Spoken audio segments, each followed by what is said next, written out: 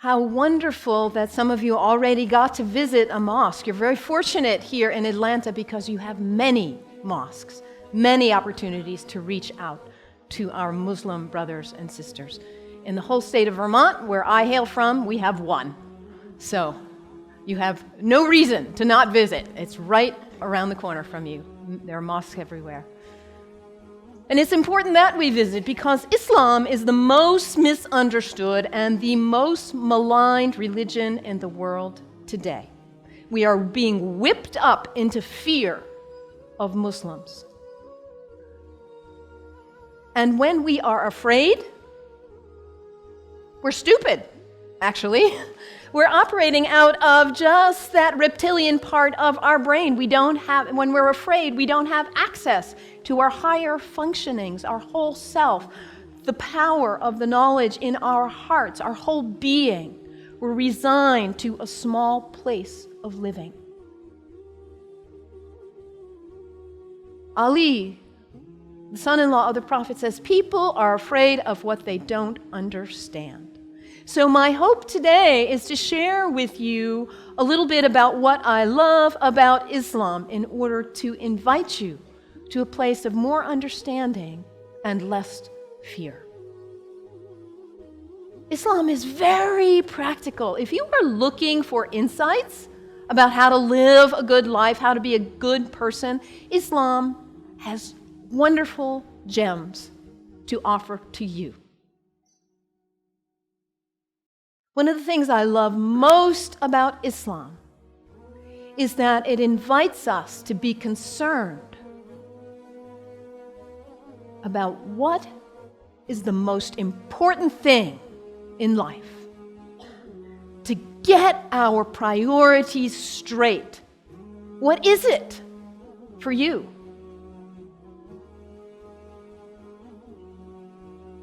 Stuff? Money? Power, prestige, family, kindness, service, love, art, compassion. What is it for you? If you get nothing else out of today, take that one question and live into it. And if you don't know the answer yet, find out. What is it for you? What's most important? In Islam, the answer is very clear. La ilaha illallah, Muhammadan Rasulullah. There is nothing but the source. God, the one. How did you say it, Anthony? That love which is greater than we can know. That's what matters. And Muhammad is his prophet. Is the prophet of love. La ilaha illallah, Muhammadan Rasulullah. And the thing about us humans, when we get that clarity, we know what's important. What do we do with that? We forget. That's who we are. We humans, we are the great forgetters.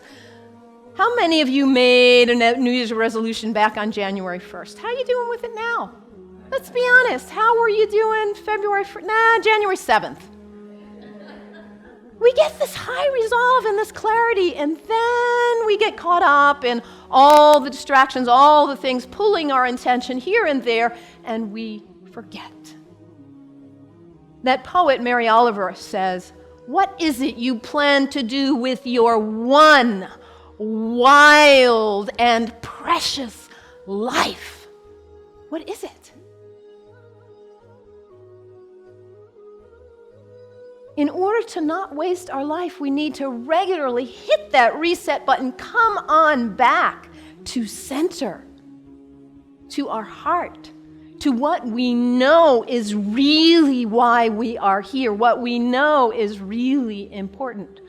Regularly throughout the day, to stop and come back and say, well, let me check in and remember what matters so I don't waste my day or my week or my month or my life. And for Muslims, this is prayer, salat. It is the second pillar of Islam. The first pillar, la ilaha illallah, to know what matters. And the second pillar is to hit that reset button in order to regularly come back to center and remember what really matters. And for Muslims, this is not an activity in the head. It's an activity of the whole body. Allah Akbar, Allahu Akbar. Bismillah ar-Rahman ar-Rahim. Alhamdulillah, Rabbil Alameen. Ar-Rahman ar-Rahim. Malik Yawmiddin. Iyyak na'budu wa iyyak nasta'in. As-siratal mustaqim. Siratal ladhina an'amta alayhim. Ghayril maghdubi waladdallin. Amin. Allahu Akbar. Allahu Akbar. Allahu Akbar.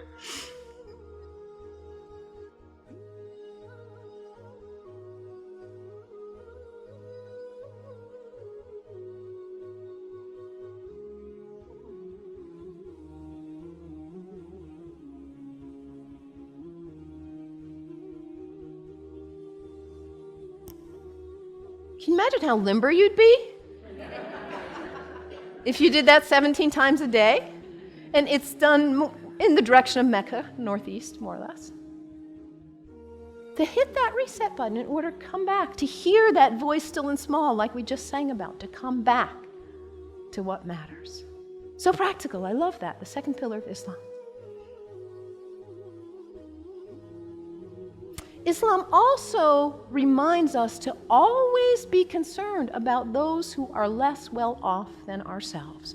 Over and over in the Quran it says, be concerned about the widows and orphans. Be generous. I brought some soup as a symbol of generosity, giving, donating to food banks, giving to people who need food. I think about Muhammad almost like a spiritual, a social genius. He himself was an orphan. By the time he was 6 years old, he had already lost both his parents. He knew marginality. He knew it. And what happens when there is imbalance in a society where there are some who have a lot and some who don't have enough? What happens here? Those who don't have enough are suffering, aren't they? Out of their lack of nutrition, food, healthcare, hygiene, educational opportunities, they suffer. And in their suffering, they may experience illness. Their illness doesn't stay there, does it? It spreads to the rest of the people. And in their need, they may choose to engage in criminal activity just to try to put food on the table. And that destabilizes the whole society when you have some without and some with too much. And what about the people with too much? Greed is spiritual bankruptcy. We cannot know well-being in our hearts when we are surrounded with too much while others are suffering. It creates instability. And Muhammad, peace be upon him, he was a spiritual genius, saying, let's bring it back into balance. Let's give. Let's be generous. And this is the third pillar of Islam, zakat, generosity. I love that about Islam. And I love, too, that Islam invites us to take a break from our habits. We humans, we're habitual creatures. We just are. We do something once, we do it again, we do it again. We just do. How many of you are sitting in the same seat you always sit in today? That's okay. Nothing wrong with that. We're creatures of habit.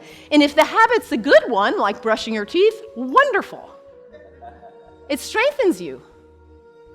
Your habits can raise you up to give you strength and clarity to live your life on purpose with integrity. Or your habits can pull you down.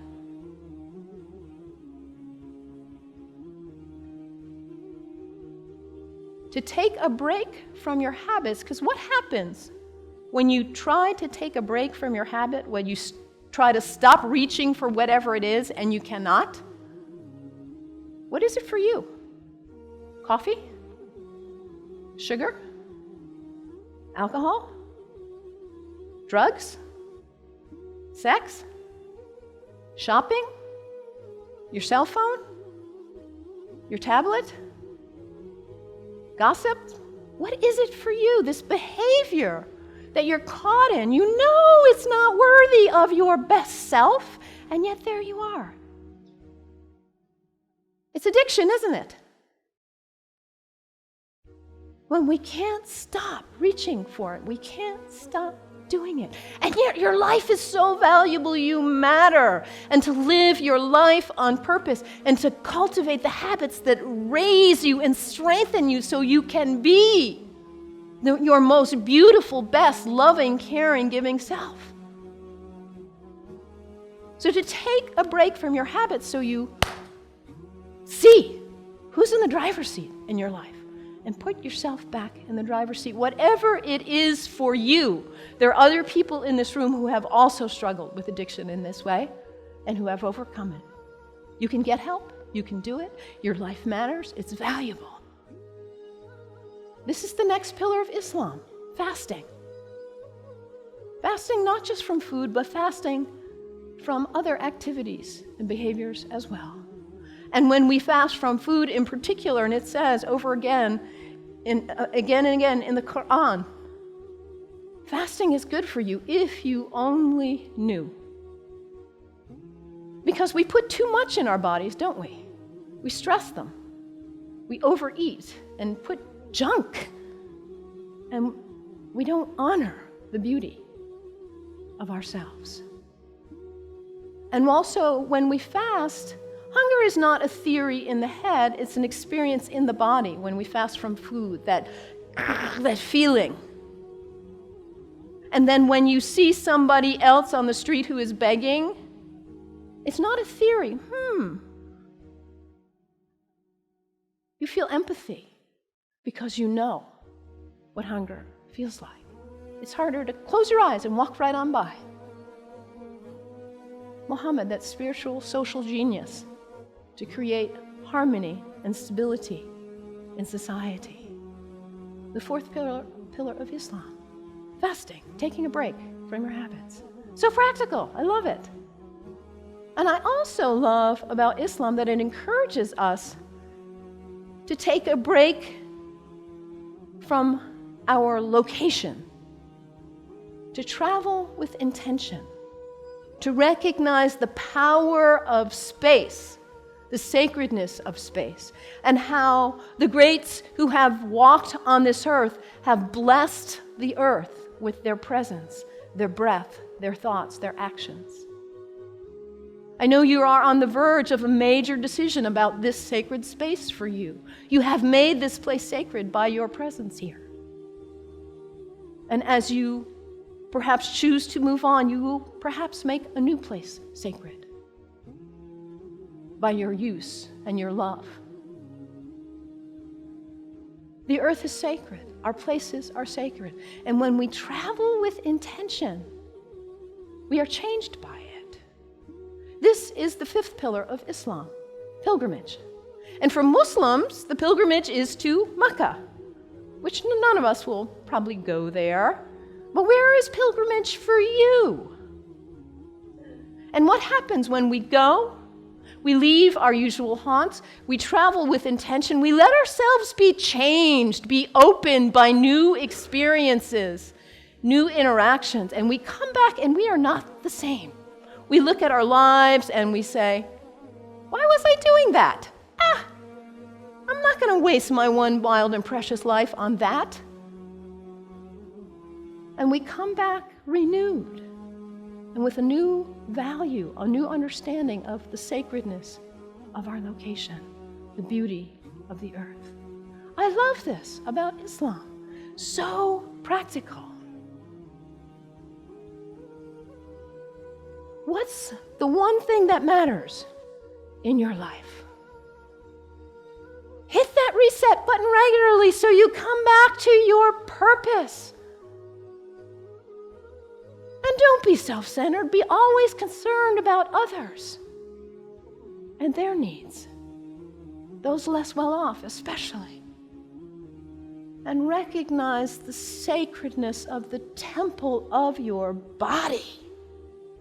Cultivate habits that are worthy of you, that lift you to the best of who you are.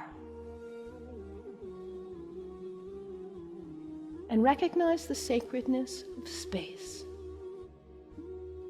and the gift of the ancestors, the sages, the saints, the prophets who have gone before us and held a beacon of example for us. Travel with intention. Let yourself be changed. The 5 pillars of Islam. What great practical advice for living your life on purpose. And yet, at the same time as all of what I've told you is true, the beauty of this great tradition, we are being whipped up into fear against Muslims السلام عليكم. and Islam. لا تنسوا الإعجاب بالفيديو والاشتراك في القناة تشجيعا لنا لنستمر بنشر المزيد إن شاء الله.